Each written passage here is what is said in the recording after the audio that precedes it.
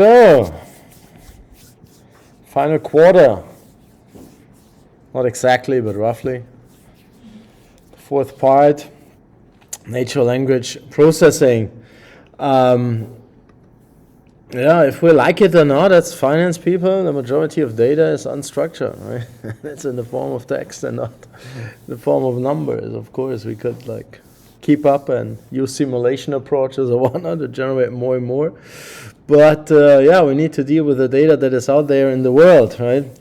I have when I did preparation, it's like I'm not an NLP guy, I never was. So I use it here and there and find it really fascinating to understand text, or that the machine somehow can, obviously, these days understand text. However this works, we hope to shed a little light on that topic, right? But here I have a generated summary, one of the instances, you recall my disclaimer at the beginning, where the machine is so quick and efficient to come up with long lists of interesting stuff. Concise bullet point summary of major techniques used in natural language processing. And I've done a couple of examples that I think I have majorly created myself. So tokenization, splitting text into words. That's on a fundamental level, that's something pretty simple, right? You have a text string in Python and then you apply the split method. Then you have like a number of smaller strings, but there is a little bit more to it. With NLTK, we can do that and illustrate it. Part of speech tagging, also kind of interesting. I don't know when you do it in an elementary school and later in high school, or in Germany, the gymnasium, right, where you say, well, this is a noun, this is a verb, this is an adjective, an adverb, and show the structure of the sentence, right? These days, the machines can do the trick, right? So they can basically do everything that we used to be taught back in the days. Named entity recognition, that's something that I haven't even tried to come up with an example with, but of course that's very important. So it's quite a while back, a couple of years, when we did a longer project with Dow Jones. This was about NLP, and among others their live stream news data, and of course in finance, named entities, that's something pretty important, right? Steve Jobs, Apple, and the likes, important, but you need something like a database, let's say in a simple case, something like a dictionary, in a realistic case, database, to have already the named entities available, and then you can derive something out of it. But the examples that we are going to see there are all simple and constructed, so not that much with regard to names that we might recognize. Stemming and lemmatization, that's kind of like also interesting and important, reducing words to their base or root form, right? Like ran and run and all these, or running and run. Here, this is an example, right? Went and go, and yeah, so to say, to normalize data, right?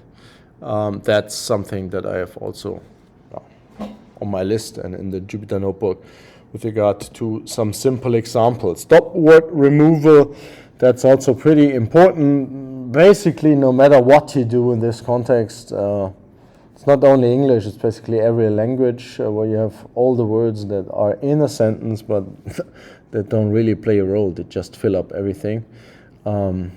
So stop words here like and, the, I, me, you, I.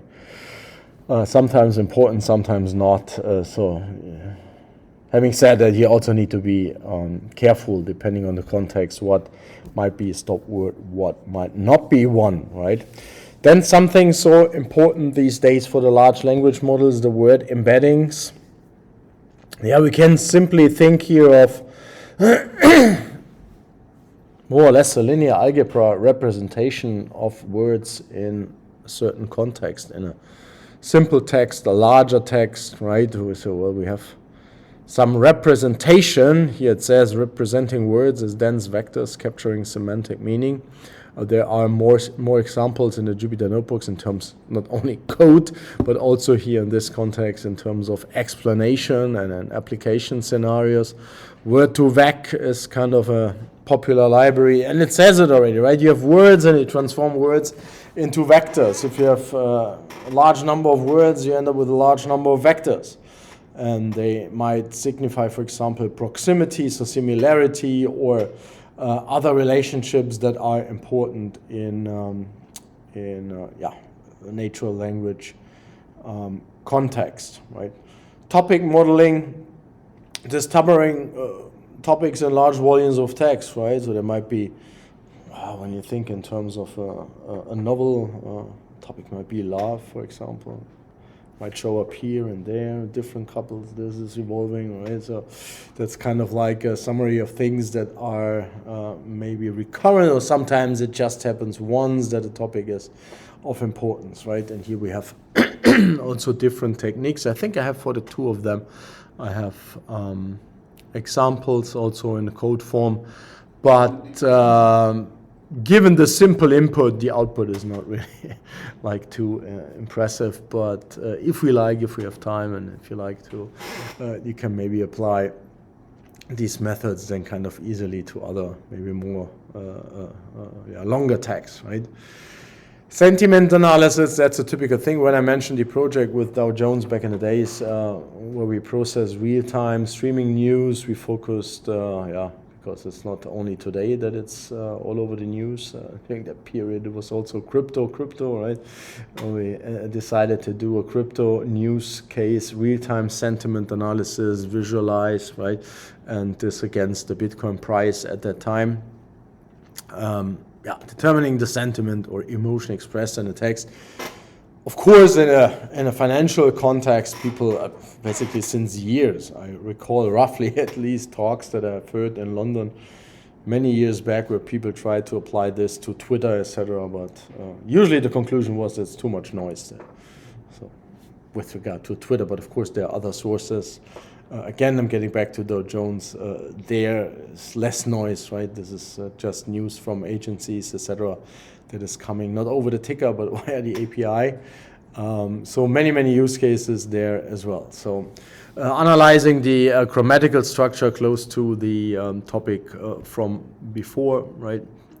Here the part of speech tagging. Right? The machine translation, I think that everybody of us is doing that, right?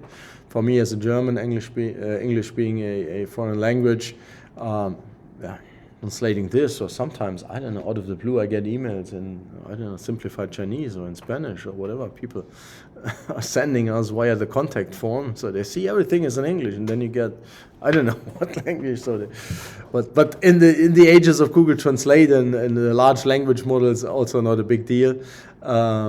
Pretty straightforward with the application. I don't have an example for that. Sec to sec. Recurrent neural networks for tasks like machine translation, text summarization. Then we are now coming here to one of the major points, attention mechanisms and transformers. So in combination with the word embeddings, right? The attention mechanisms and transformers. This is what is powering what we have been used here a couple of times, and what is, so powerful that everybody is talking about it, and suddenly people have, I don't know, are afraid of the machines taking over finally. Right? Text classification into predefined categories or labels, right? This is, I would say, similar to sentiment. Sentiment scores usually give you floating point numbers, but when you say, well, this is a news article, this is a novel, this is a research report, this is a published paper, whatever, right? Classification, simple. One of the most widely used on a daily basis, I don't know how many billions of use cases we have there, is obviously spam filters, right? This is a proper email, that's spam, right? And the likes of Google, and I think in particular Google with, I don't know, 1 or 2 billion users of Gmail, they have, of course, a pretty good spam filter. Of course, with my company account, I do a regular check whether everything that is in spam is indeed spam, because you don't want to miss anything of importance.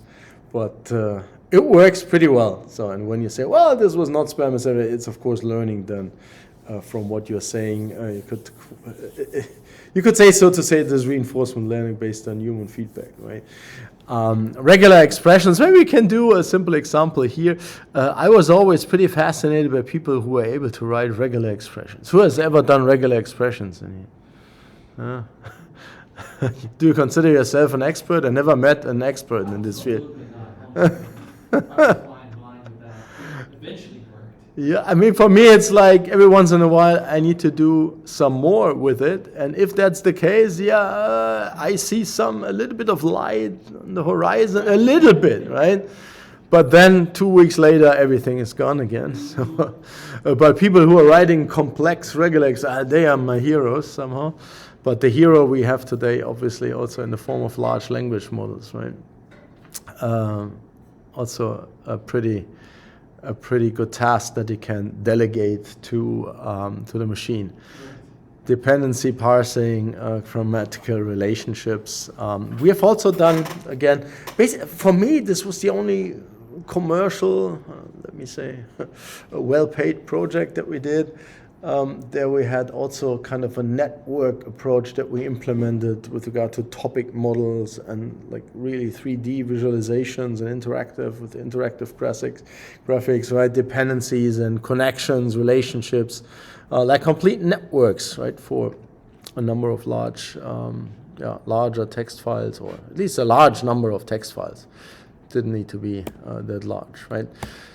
Yeah, that much about this, but maybe we can do a little test here again. I usually have this on the left-hand side.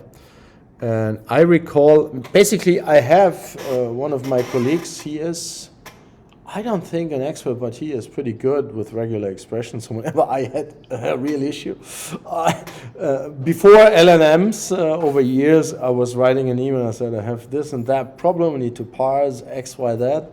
I use it, for example, as one very specific example where I use it quite often is when I'm writing books and I have Jupyter notebooks and they need to be transformed into text files, which I then import into my ASCII doctor, blah, blah, blah, right? Then you want to get rid of the stuff that I did manually before, right? The blank, hashtag, the numbers. This is a traditional task for regex, right? You simply go through it, whenever you find it, delete it, right? Replaced by nothing. So, and that stuff, I mean, this is for me a use case, but it's a kindergarten use case compared to what other people are doing with it. And one of the other examples that I had when, I don't know what it was back, large HTML files, but something with the with links were kind of like not working, or we needed to replace links, automatically generated links. And this is something that jumps to my mind now that I might try this here. Provide a regular expression which identifies all links in a text file and or HTML file. Also provide a working example based on a sample text, for example.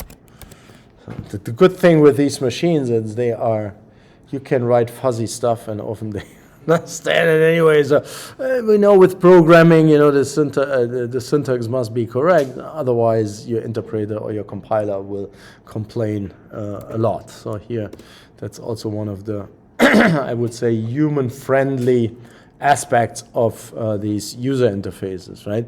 So to identify all links in a text file HTML, you can use the following regular expression. So I for sure wouldn't have been able to come up with that stuff. I don't even, HTTPS, yeah, for sure, right? It could be FTP file, could also be, right? www with a dot, or I don't know. Again, the professionals probably would understand it much more easily. So this regular matches URLs that start with that, with here, with that, right? A whole working example, the plain text, here's another link, this is the end of the text. Yeah, where's the working example? I love that regex just looks like a cipher. It looks like you're trying to interpret something like. Yeah, I don't know why the provide an example with execute Python code.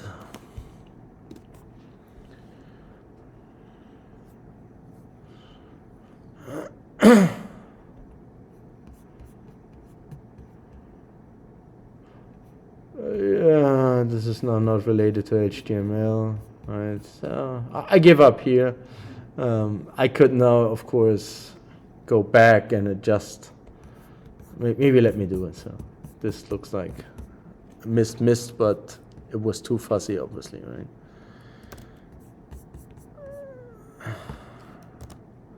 Then on the links, also provide a working example with Python code based on a sample text. So now it has it. That's a different regular expression, right?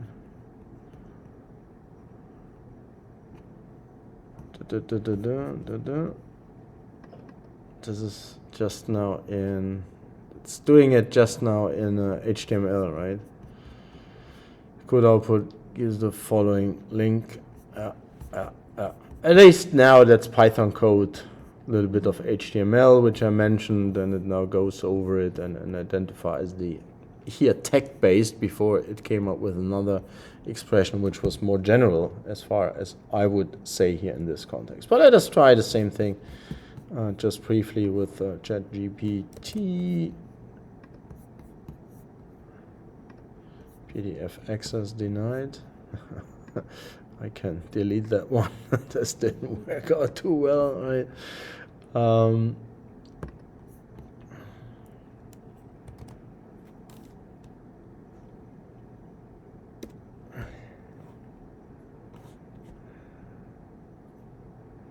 But again, what I'm always surprised with this Perplexity thing, that it's so fast. Even when it needs to browse the web, it's really responsive. So here, you know, it's now feels like, oh, give me a second. I need to look it up in the book or something, like, you know, like with IT support. Yeah, give me a second. I need to check something. Sometimes, I don't know, it might be the workload, but we have seen now a couple of examples where it's really like somebody sitting there on a type of, I don't know if this is intentionally or not, but we have seen basically that works. And this is, like I was mentioning with regard to the quizzes, where I wasn't either good nor really willing to do a lot in this area, where this is for me like the greatest tool ever, and the same holds true as one example, regular expressions. I don't think that everybody's using regular error fetching plugin. Why is a plugin? I don't need a plugin here. I don't. You got your I got what? Probably a new chat. You just set it to default GT. Yeah, but I mean, usually it should decide whether it needs a plugin or not, right? So even if I have AI PDF active, it should simply ignore it when there is no need to. So here we go.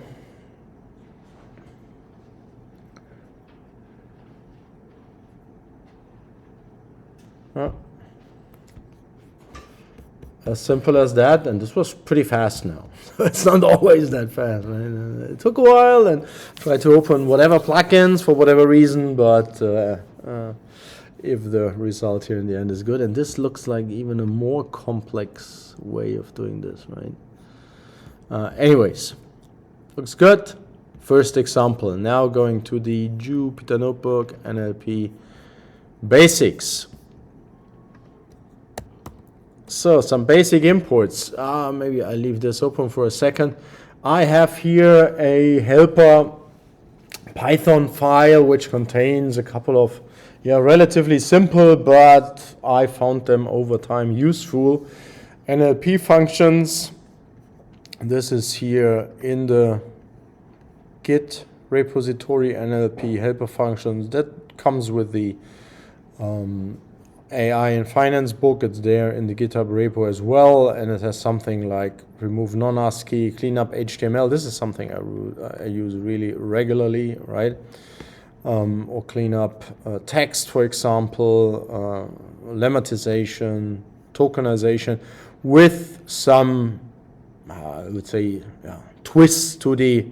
Here you see it starts with the regular tokenization, built-in NLTK, but you can do a bit more here in this context, and this puts it simply all together. Everything here is not like reinventing the wheel. It's more or less a number of convenience functions that put together, plug together a few existing functionalities there, like generate word cloud, one of my favorite, because it is several statisticians' favorite way of visualizing stuff or generating keywords. So that's a relatively short file which has a couple of convenience functions which were first used in AI and Finance, but since then I take it with me, the NLP.py, because I like to use it for a couple of things. Therefore, the very first import here is NLP. Then we have NLTK as one of the standard natural language processing packages, natural language toolkit here. Requests to retrieve data from remote resources. NumPy pandas don't need any explanation. And we have the short text here, right? Print text or simply text would do the trick. Here it does then simply the line break. This is short text. The text is used to the NLP tag. This is Python and the NLT package. So some very basic Python string operations, but in I would say a very much larger number of cases, this is what is used indeed, and not like the highly fancy stuff. Whenever, I don't know, people use it for sys administration or whatnot, that's really what is doing the heavy workload, at least in terms of the frequency of the application, right? Looking up the length of the text, transforming it to lower. Lower is what you do, for example, when you want to come up with a vocabulary that you say, well, I don't want to distinguish between capital T text and lowercase t text, right? Or upper, sometimes you want to maybe have the text screaming at somebody. These are just two, and there is a third and a fourth, methods that are attached out of the box, built in by Python, so we can count the number of occurrences of a certain substring, or we can replace one or multiple characters. So here A is replaced by the pipe operator in our short text snippet here. So what it also comes in handy with regard to frequencies of words in larger text is the counter object. The counter is a specific variant, if you haven't seen it before, of the dictionary object. It's to be found and to be imported, is to be found in the collections package, and it's to be imported from it, right? And I can pass in a list object, and I get something like frequency distribution for all the elements. Often you would do some pre-processing in this context, right? Like lowercase, etc., right? And here you see we see twice text we have here, right? So it's text dot. Could, for example, strip all the dots, strip all the commas, for example, right?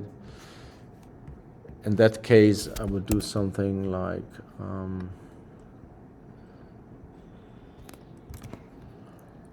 and this is what I meant with regard to tokenization. In the most simple case, we have text here, and then we do the split, and we end up with the single words, right?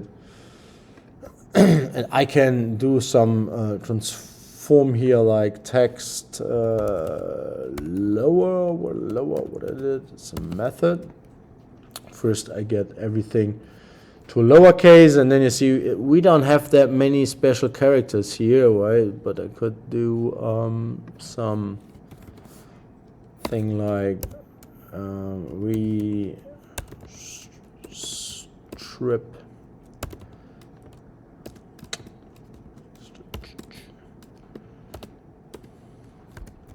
for it's not V, it's W in split. All right, so we would, via this operation, we would get rid of our 2. There is a dot, here is a dot, right? And the first run text dot was distinguished from text. After I've done this here, let me call it C. Now I can pass in C here. We get now for the 2, for text 2, and for it. So this is all what you typically do here on a very simple level. You need to pre-process your text data. You need to quote-unquote normalize it, whatever this means. We have already heard about a couple of words like lemmatization, for example, which might be good or might not be really helpful. But here, that's like standard stuff that you say you don't want to have special characters anymore, etc. pp. No special package required, and we can do already quite a bit. We could also, this is another one where we would say vocabulary. What would be a vocabulary? Here we count it, and when we want to get just the single words that are used throughout, right? Typical operation would be to go with set, which would give us a non-redundant listing. Here it is also ordered, right? Alphabetically ordered of our words. This would be the vocabulary. This is admittedly a very simple text. There are no complications, right? This is not an HTML tags where we need to strip maybe the HTML links and whatever, right? But it is already on a very simple level something that is done regularly, then also on the more complex ones. What also can be done or often is used in terms of stop words, particularly when you pass technical tags, or I don't know, in special situations where there are a lot of numbers like integer values, right? Like page numbers, for example. What can be done here is, and I often do it, others I think as well, if length of W is greater than, let's say, 4, that we get rid of all the short words here, like the, is. They happen to be often also the stop words, like to, a, doesn't need to be, can also be numbers, but here in our case it is and. It is NLP, maybe not, so we need to be careful. There's a difference between length and stop word, but here maybe to get rid of the very short ones like to, a, is, you can say only if the length is greater than 2, and suddenly we have fewer words here, right? And this makes more sense. In particular with these acronyms here, NLP, NLTK for the package, this approach, which is more like brute force, is of course a bit tricky, right? You don't want to lose stuff which is really important, right? So when you talk about car makers and you say a BMW, just 3 letters, and you get rid of the brand name, there might not be what you are looking for, right? So maybe I simply rerun it. Now coming to NLTK, Natural Language Toolkit in Python, pretty powerful, for sure not the only package, but yeah. Let's see what it can do for us. And this is now loosely related to the list that we have gone through with regard to a couple of examples, like tokenizations. Here we have word tokenize. What you see, what we get here is maybe not really what we would like to have, for example, for the vocabulary approach. So I would say what I've implemented before is better in terms of getting to a proper vocabulary than what we see here. But of course we can then go here and do what I've done before, just go with the longer ones. But you see with the 3 here, I lose my NLP once again, right, in this text. It was lost already. So couldn't revive it. So now we have and, for example, in there, which we maybe wouldn't like to have, and we have NLP nevertheless back. Doing the sorting, right? Or we can do what I've been doing before, apply the set constructor on T, and then can immediately retransform it to a list object here. Right. Yeah, that's a very typical and starting task that often kicks off the rest for stuff to come afterwards. So part of speech tagging, right? This requires, and there are quite a few of these additional packages, dictionaries, etc., that NLTK is using here. It requires the average perceptron tagger, which I have downloaded. At least I should have done so. And you see here when we look up the doc string, so we pass in tokens. Right, the tag Z is by default set to none. The language by default is English. I think this is not a big surprise. You get here a couple of use cases, examples, and descriptions. So tokens is basically the only thing that we need to pass in here, and this is what is done here. Right? So NLTK pos tag gives us a tagging. Now, when I saw this for the first time, oh my goodness, whoa, what is all of that? Right? It doesn't say noun, verb, whatnot. So this is really a code, and I have added the. This is not an exhaustive list of what you can encounter, right? Here, NN, this is a regular noun text. Where do we have NN? Python package. And I think I have it at the very end, this pretty long list. Here they are. The tags have the following meaning. And for example, NN, that's a noun singular omas, MD modal noun plural NNS.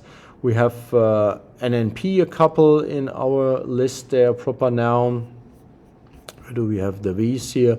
Verb base, past tense, verb gerund, or present participle.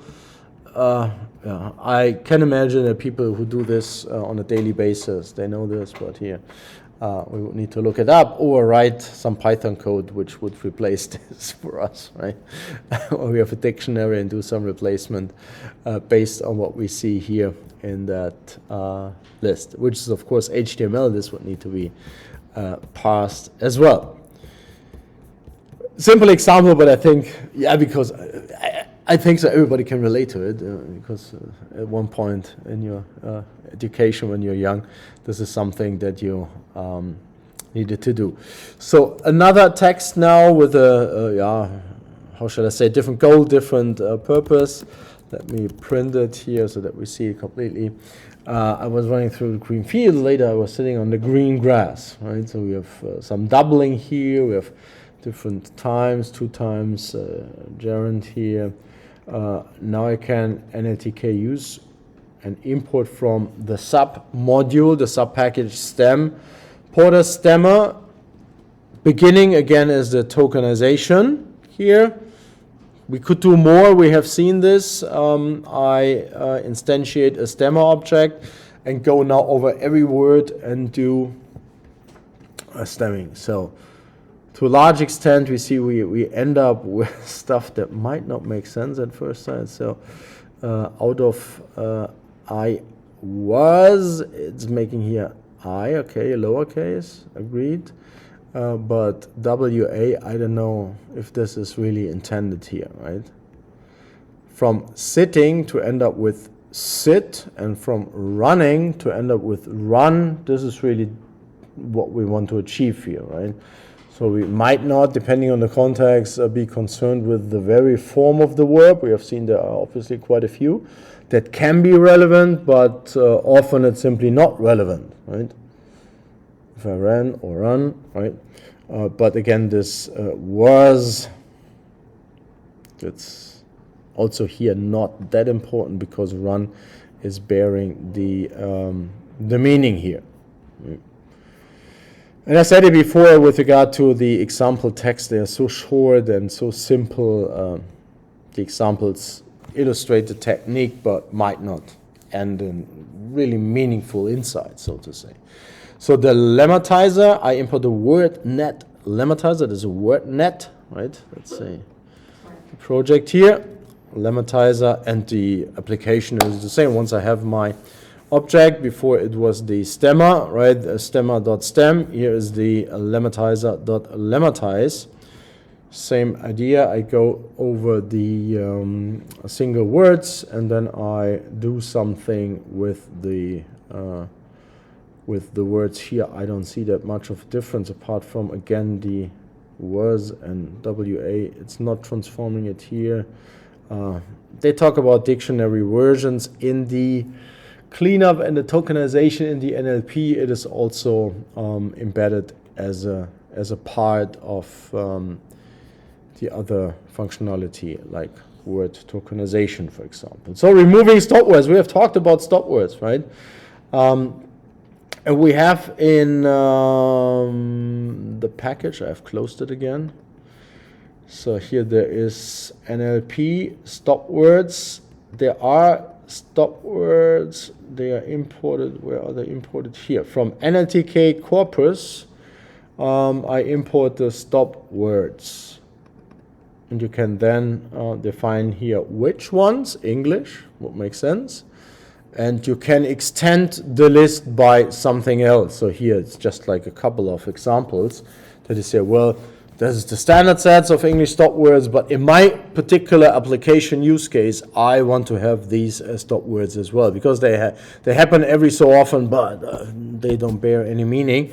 Therefore, I extend the list that I import here and end up with an extended set of stop words. And when we look here at the beginning, NLP stop words, I, me, myself, we, and you see this is all lowercase because it would now expect that we have transformed everything which is uppercase, capitalized, to lowercase versions here in this case. And you see this is what is happening here. So W lower for every W in NLTK.word tokenize. Right, and only if W lower not in NLP stop words and the length of W is greater than 3. So this hopefully gives us something that makes more sense. Running, green, fields later, sitting, green, grass. So this is no real. These are the words I would say now that bear the meaning of the two sentences in the short text file. Now I can do stemming and see running is now run. Fields, plural, is field. Sitting is sit. And the rest is not touched upon. Lemmatizer here doesn't have any additional effect beyond what the stemmer has already done. Right? And so we end up with stuff that is condensed, so to say. It's like we have text with lots of things that are simply irrelevant, even for us human beings, right?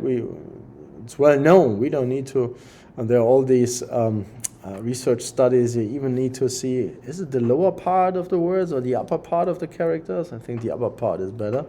Right? Even if you see half the characters, you can read it. Even if you have half the words, you usually understand the text. And this is for the machine as well. But of course, for a machine, you should pick the right words. For us human being, it's made more simple as well with the right words that we pick. But the machine simply does a better job when you get it confronted with the appropriate selection there. So topic modeling. Again, this is with very small text, etc. The results might not be too impressive, but at least we can illustrate based on a very simple example the application. Here, two Functions are imported from scikit-learn count vectorizer. So we have done counting, vectorizing not yet, and from decomposition the latent Dirichlet, that's a French name, right? Dirichlet allocation. And the texts are pretty simple. I love Apple MacBooks. Grappling is a wonderful sport. Walking the dogs in nature nurtures your soul. You can imagine who has written that. Maybe.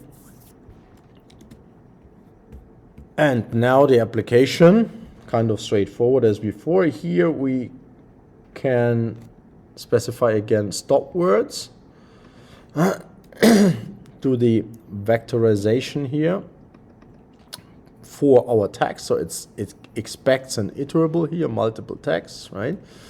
And then we apply the model here, LDA, with 3 components, fix a random state, do the transformation here for the training, and getting the feature names that are now Apple, dogs, grappling, love, MacBooks, nature, nurture, so. And now we come up with hopefully some topics. So it's not too meaningful, but we see, for example, love. And before I meant romantic love. Here love is meant in the sense of I really like it, right? And with the 3 sentences, we have this one topic that somebody loves MacBooks and walking, right? So to love, to like something is one topic. Walking nurtures dog soul. Another topic, wonderful sport, grappling, love. Another, of course, the texts are so small. How many topics do you want to generate generically out of these small texts? But it shows again the framework, the recipe, if you like. And if you have other texts, you can apply it in the same way. The machine probably won't complain if you have 3 or 30 or 300 texts, right? It will work similarly. Now word embeddings. Already here we can work with word embeddings, because before when you read vectorizer, etc., all this is related to having some text, to have done the homework that is necessary, like the tokenization and removing the stop words, etc., and then representing this in general in a multi-dimensional vector space to model certain characteristics of the words as they are used in the text, or plural in the text, that are to be analyzed. So here's another package beyond NLTK, which has this so popular word2vec functionality. So might need to be installed. Therefore, when it's not really standard, I show it. So I would assume NumPy and Pandas, Matplotlib are standard basically in every environment. And here we have something that is a little bit more special, word2vec. So tokenization as before. We have done here the model word2vec tokens, minimum count, vector size, window, vector size 100. This of course might also depend what you choose here, depending on is it really large text, or are there multiple large texts, right? And then you train it here on the tokens. When we plot now here the output, this is a single vector, right? Here you see it's not like a 2-dimensional ND array object that we get. It's just opening brackets, closing brackets, and then we have quite a few numbers. For us, it's now pretty difficult to see any meaning here, right? This is only to be seen in the context to the other words, right? And we will see some applications there. Sitting is now yet another word out of the tokens that we have, right? And this word has now this vector representation, this embedding. It's embedded in a vector space. We could, in a simple 3D case, we could, like the example that we had with the unsupervised learning in 3D, right? There we did some clustering and had like in 3D or dots, and this is like putting words, given the text, the context, into such a space, right? This is giving the position in a certain space, right? Apart from the fact that it's here much higher dimensional. We can maybe, I haven't done so, maybe we do it with a very small one, for example. If this works, I don't know. Yeah, and here we get it also with very small values, right? That's what I was saying. Usually, often it is, if you have more simple examples of maybe the same algorithm or use case, it's much easier. But even here, when I have a look at this, it's now a 5-dimensional. I don't think that we human beings are born to understand stuff in 5-dimensional space. 3 dimensions would allow us to put this, to plot this. Maybe there's something I could do at a certain point, right? That we would see the words all in. What also is often done that PCA is applied when you're in higher dimensions and you reduce the high dimension to 2 dimensions, then you plot it into a reduced space, right? So.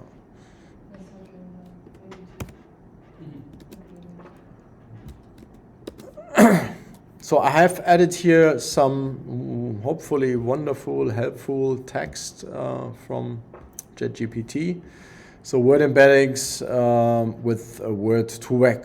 The output is a set of word vectors that represent the meaning of each word in the text. Right? So the placement in space that stick. For me, it simplifies things tremendously when I can think visually. In 3D space, the placement represents the meaning. The question is, what are the axes all about? Right?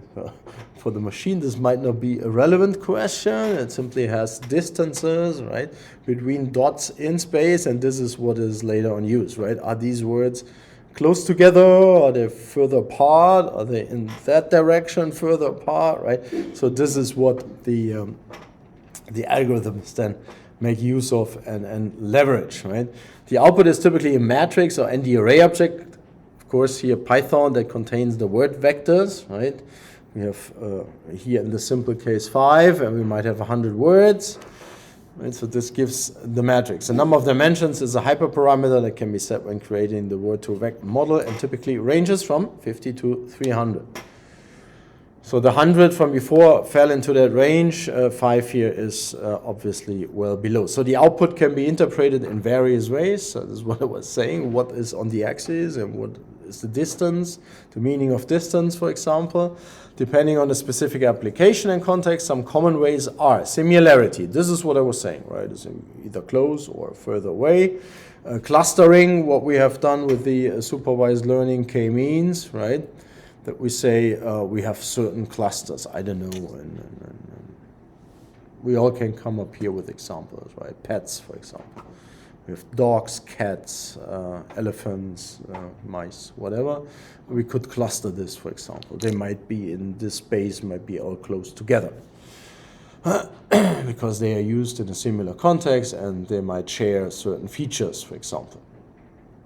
So topic modeling and text classification. Or visualization, what I was saying before, often given here when we buy into the 50 to 300, we need something like PCA or other methods to reduce the dimensionality, right? Also here, it's not always interpretable or meaningful and may require further processing. So what I was saying, we often, what does it mean? What does it imply? A machine says, yeah, that's numbers. That's the algorithm. Somebody has implemented it. Let's apply it, and the machine simply does the calculations. Therefore, something might work even with us understanding fully what's going on there, right? The meaning in a high-dimensional vector space.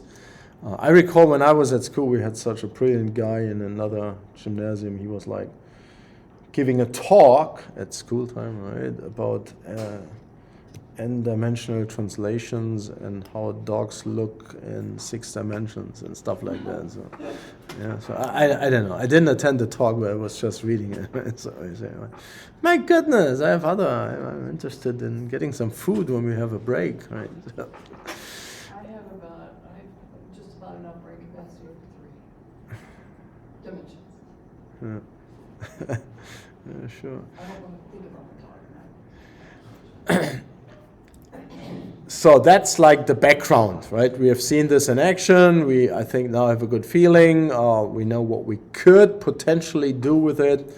That's fine. How is the embedding itself done? I mean, you say it simply, here is this pretty short text, or here is this long book from Tolstoy. Now do an embedding, but how does it come up with the numbers, right? And here we have the explanation for that. There are basically two algorithms that are implemented at use. One is called skipgram, and the other here is Common Bag of Words, CBOW. It's one of the architectures used by Word2Vec. It works by using a count word to predict the context words, the words surrounding the word, right? So a dog might eat, a dog might bark, right? Dog might be happy when you get back home.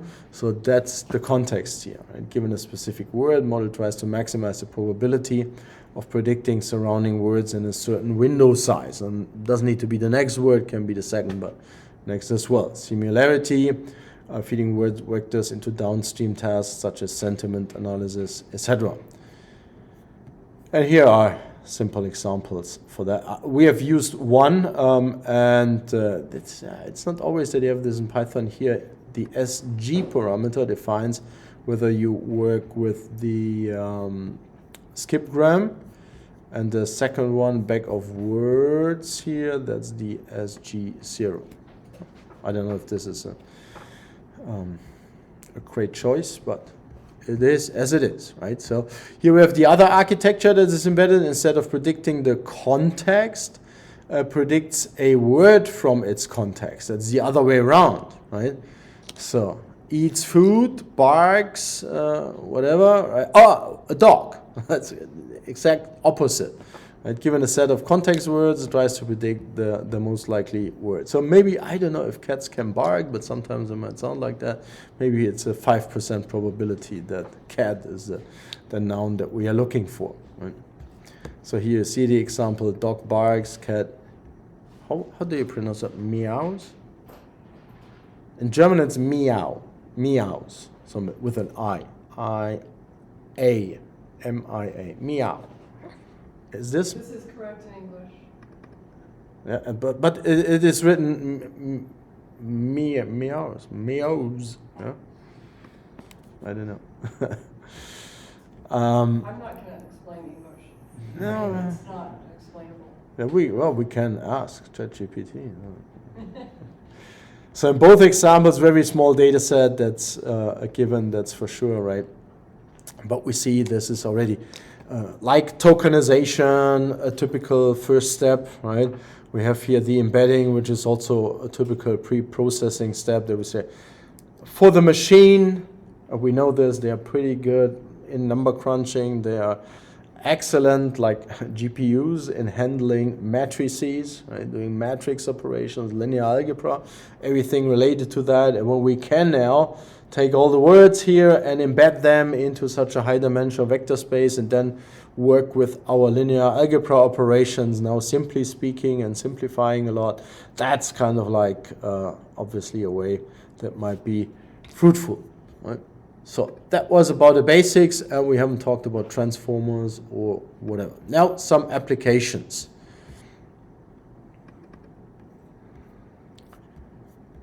The text so far have simply been written down, a few words.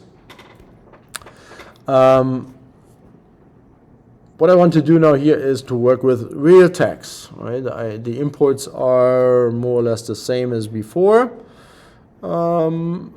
Here I retrieve now some text from URLs. So for your reference, I have in the sources folder, I have a short text file which has 3 links, and the links are to some recent Apple news, Apple announcements there, right? Press releases, right? macOS Sonoma is available today. This was in September. Apple introduces new Apple Pencil bringing more value and choice to the lineup. Apple introduces global developer resource for labs session and workshops. So these are some that have been on the landing page on the press page on apple.com. And what I do here now is also a pretty typical task when people are talking about web scraping. This is not now retrieving data from an API. This is retrieving data simply programmatically as you would go to the web page and would get it rendered in the browser.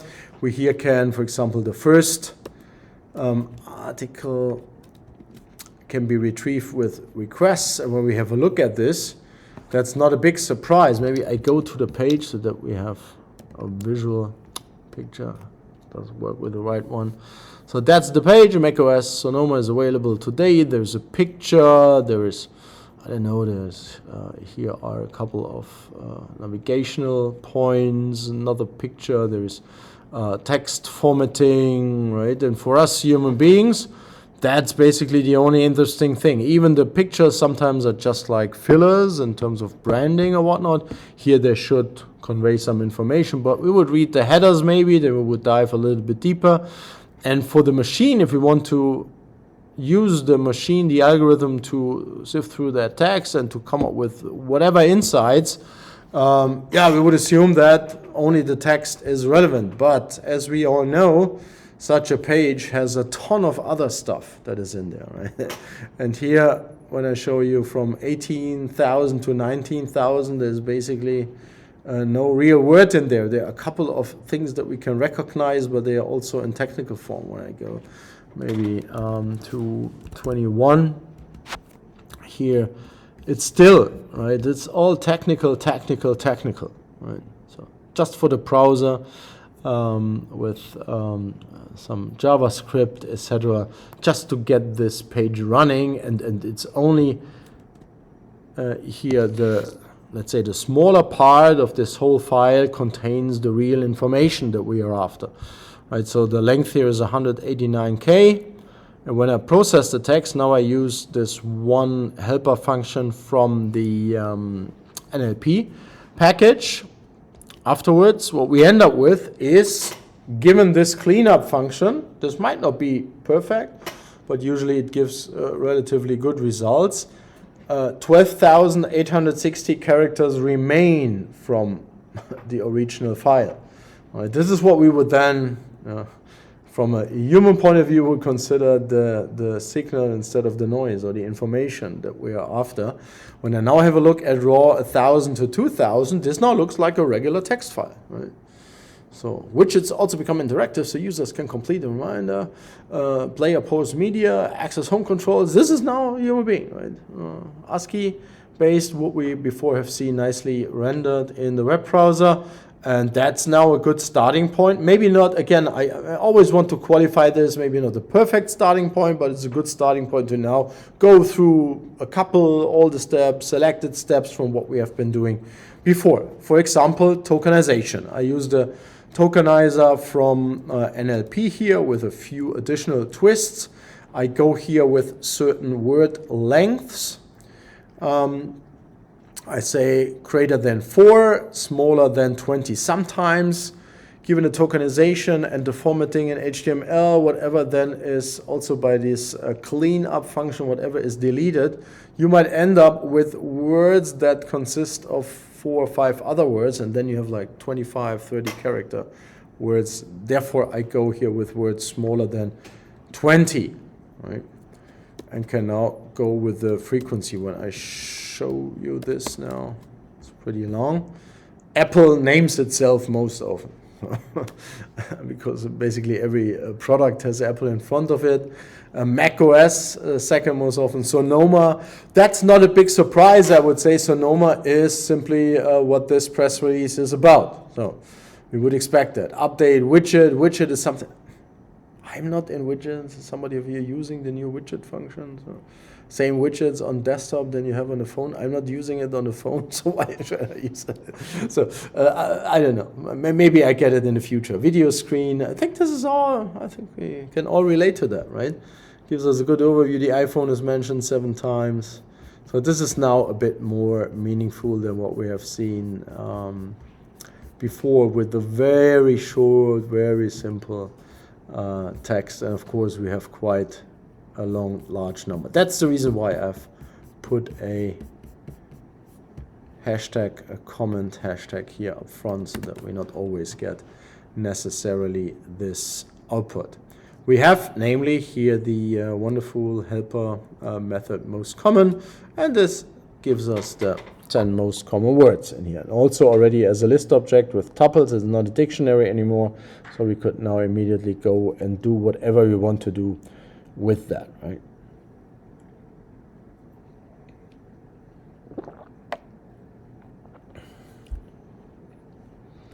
Have I imported some plotting? No. Here it does a configuration, but I haven't done anything else. So maybe let's do this little trick here. From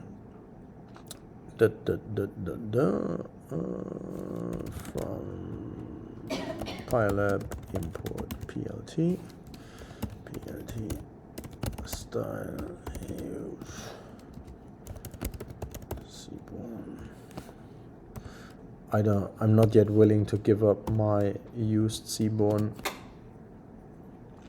style, but you need to use today this qualification. It just used to be Seaborn, but the latest Matplotlib updates, they say, well, that's not there anymore.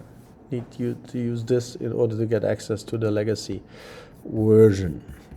So now we have the plotting. MC, most common, master of ceremony. See what happens when I simply plug that in. This doesn't do the trick. I was pretty sure. Unhashable type number in the array. So I make life a little bit easier. I haven't. Did I import pandas? So since I didn't do anything else, it's just about prose text, not that much plotting, etc. in there. SPD. Yeah, it's there. It's there. Data frame MC. Let me see whether it gets that. This should work.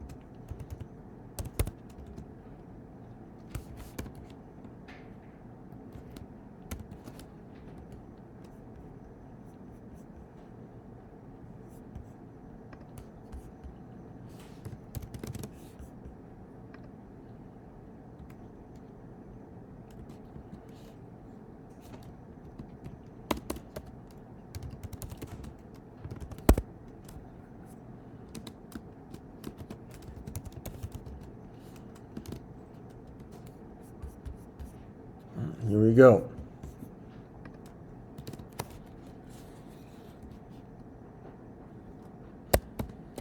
Just in case we want to visualize the most common words here. Or the frequency of the most common words.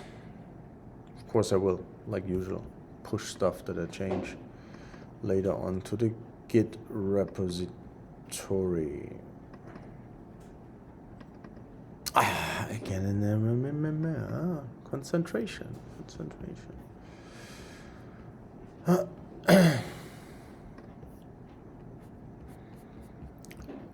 So for the tokens themselves, I can, if I want to, if I want to come up with the vocabulary, what we have done before, you see here stuff that might not be sensible. This is one of the things I would say, well, some stuff needs to be cleaned, even manually sometimes, right? So these are now all the tokens. It's quite a bit. Text is quite long. Although it's, you recall, it's just 12,000 characters, right?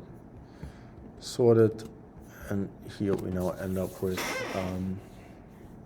our vocabulary. We have applied the set function to get rid of the duplicates. We do a sorting, and now we have our dictionary of the words, our vocabulary. Right? So word cloud, I said this is what I like to do often. Generate word cloud. This requires a tiny little helper package which needs to be installed separately. Pip install word cloud. I have, by the way, if you're interested, I haven't mentioned that in the repository. I have here on the highest level, I have a YAML file which I've exported from my environment that I've used for the for all the Jupyter notebooks. So this should make it. I have skipped all the builds, right? So that's the YAML file, and if you haven't done so, you can go to the Conda environment documentation. It's pretty straightforward to create an environment from a file. There are a couple of caveats maybe, but for most of the things it should work out of the box. You see here also the ones that I've installed via pip separately listed, but most of it is installed directly with Conda.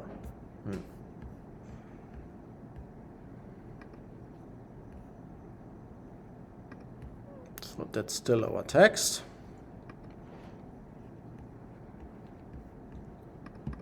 And for example, in the NLP Python file, there is something that is called generate keywords. And this is done here now based on the raw text first, right? So the raw text, you recall, right? This is the web page, and then we have the cleanup procedure. HTML is taken away, and then JavaScript and any other technical stuff. And here it says, well, the 10 keywords that this algorithm gives us is macOS Sonoma. Well, can it relate to that? The rest, I don't know, latest, monument. I don't know. It's surprisingly many M words are in there. I don't know why. Right? So this doesn't seem to do a great job. Here what I do is I take the tokens that we have now over several instances created as an object, and I join it back on a string so that this function can take this as an input, and it just gives us 5. iCloud, state, Apple, this is also not working well. I don't know. Sometimes I'm really surprised. It just gives us something wrong with a... it always gives a 5 back. I don't know what's going wrong. Let me have a look at the word cloud algorithm. This works usually much better. Let me decrease the zoom.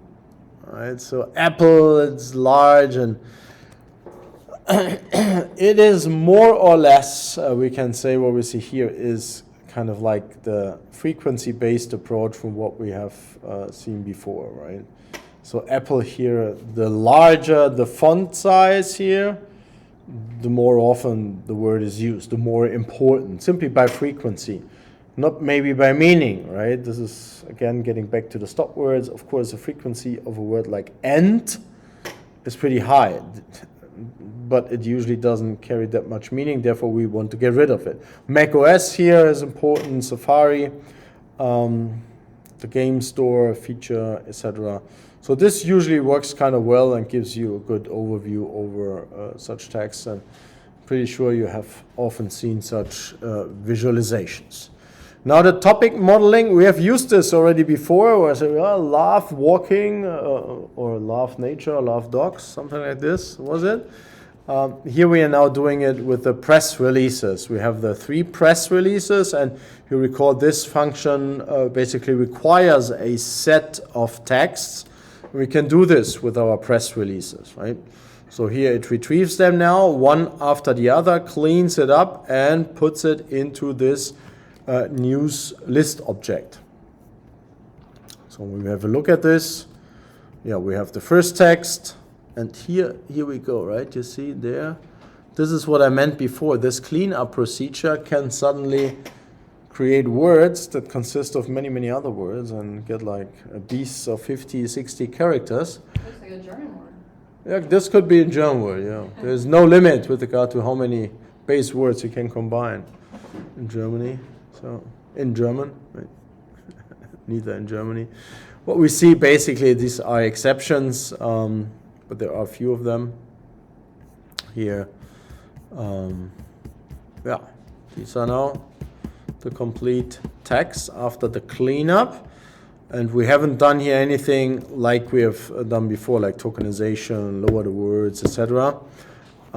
Stop words are defined here. We're doing code-wise the same thing as before. Define here 5 topics. Now we have 3 articles with quite a bit more text than before. You see the code is copied from the other notebook from before, and we get here now our topics. You see even here with the larger text, topic 1 and 2, it gives us back as the same. So 5 might already be a bit too high. Apple Pencil, iPad new generation. This makes sense as a topic, right? Apple macOS Sonoma users new Mac. Yeah, makes sense. Apple Music diversity sales managed deals. I don't know what this is about. The other, for example, on here, Apple App Developer Store Developer. This also seems to make sense. Maybe what did I do? I had like 5. Let me see whether it drops the redundant one when I go with 4. And indeed, it does so. Right. So maybe something else now in terms of an application.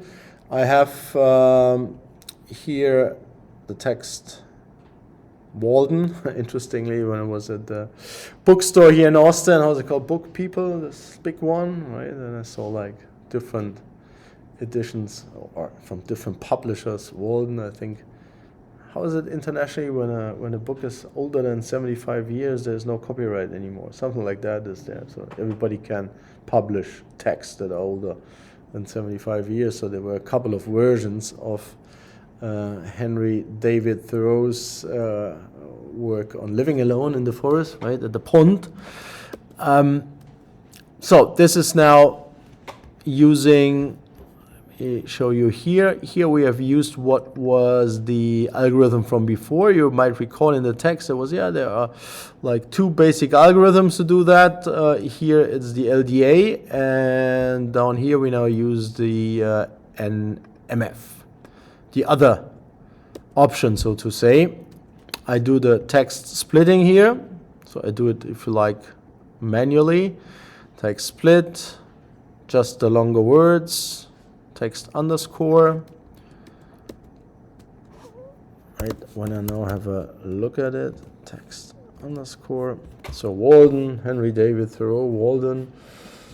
Inhabitants appeared doing penance 1,000 remarkable ways, heard, and so forth and so forth. Of course, many words are now missing. Me, I, and, it, to, right? Given that I require here length of longer than that. So if you want to see the original text, this is here, and this is even formatted as a book. So, but to see the format, I need to print it, right?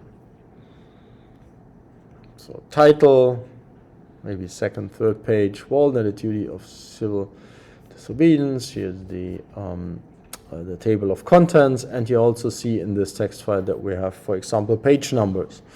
And in the context of natural language processing, stuff like that, I mentioned it before, is so on every page we see the 365, not in terms of the days per year, but it has that many pages, and it says 1 of, 2 of, 3 of, always 365. Economy, that's the full text, of course, with all the words, nothing is taken off here. That's the original text that I have retrieved, I don't know when, I think at the very end. It's well too long here to go through it. There is the source where it is hosted on the web. There's no copyright. Again, as my legal understanding goes here involved. I take this text, do the splitting, then go with everything that is, again, greater than 4 characters only. do the joining again, and then we are good to go. Maybe I could also do at the same time here lower, for example, right? But this is done by the algorithm.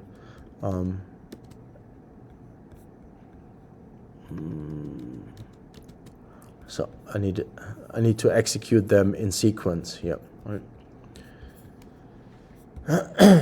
So that's the text with all the words greater than 4, longer than 4 characters. TF-ID F vectorizer, stop words English, a clear thing here. Create NMF topic model with 10 components here. It's a long text, 10 components. I do the fitting, and here now the 10 topics. So house, water, woods, little, winter, great, herd, flying, middle, pride, lead, story, reach, serve, bestow, occasions. What does thawing means? I never saw that word. That word without context, it's difficult for an yeah. In the end, you see, basically works as well. If these are now the best topics in the world, we can debate. It's always easy, of course, to do it just with 5 major topics, we could say. Here it's now complaining about a obviously invalid value, like maybe a negative value, right? House, water, woods, flying, middle, bright, story, serve, bestow, Middlesex, comparison. Yeah, I'll leave it maybe with, let's go with 7, something in the middle, to leave it there as it is. Or, of course, we have worked with PDF files already a few times. There are also Python packages. Maybe I should add this as well. Here, this is to be installed via pip install pdf-miner.6. So this is what you need to use for that. And there is a text which I used as a reference at the very beginning, business schools and AI and the implications, what the future brings. And when I here show the extracted text, yeah, it gives us now an ASCII version of the PDF file. So when I navigate there, sources, eSchool, business schools grapple with how to teach artificial intelligence, right? I've shown on the slide a few quotes of that text. I think I haven't included, or I have explicitly excluded PDF files in my git ignore, so this might not be currently in the repository, because there's also the 100 megabyte large slide presentation in there. So, but at least you see, easy to parse PDF these days, standard. You get it, you transform it to a text file, and then everything else is going on here. Word tokenize, do what I've been doing before, greater than 4, smaller than 15, doing a lowering, put it together again back here. Now the vectorization, fit, transform, NMF. Again, we get the warning, not an error, we get the warning here for the invalid value encountered. And yeah, teaching Wharton, increasingly companies list, coursework, faculty opportunities, business school, schools. We should maybe have done some stemming here. Students, technolo, there's something got lost here, right? I think you get the point. We have HTML files, we have text files, we have PDF files. So this is the major focus here in that notebook. No matter what form of text file, usually it's an easy thing for Python to parse it. So last but not least, sentiment analysis based on the so-called Wada lexicon. This is also to be downloaded. This is stored locally and then referenced. I instantiate here an analyzer object based on the sentiment intensity analyzer algorithm and class. And here we get these 3 outputs. I think what we get here is not surprising that the press releases, they are not a good example, but I didn't want to introduce something new here, that they are all kind of like basically the same. Because it's Apple, it's positive, it's fantastic, it's the best thing ever, the best MacBook ever, the best macOS ever, it's always the best ever. And even only $1,000 more expensive, right? So that's Apple speak. Again, the technical application here for me is the priority. Some other techs might do a better job in terms of like differentiating good news, bad news, and maybe relating this to the evolution of a stock price over time. All these things are pretty easy and straightforward to implement today. Yeah, other questions, suggestions, anything else?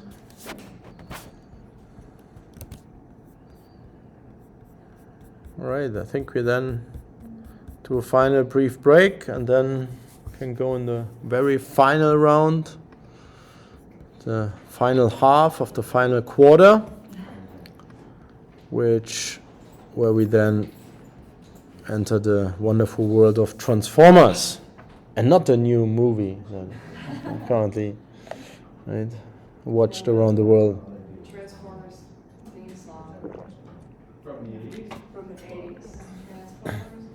Yeah. Yes. Okay, my son, my oldest son, was 100%, and he was born in '87, so it was the '90s, but You're was older than my brother.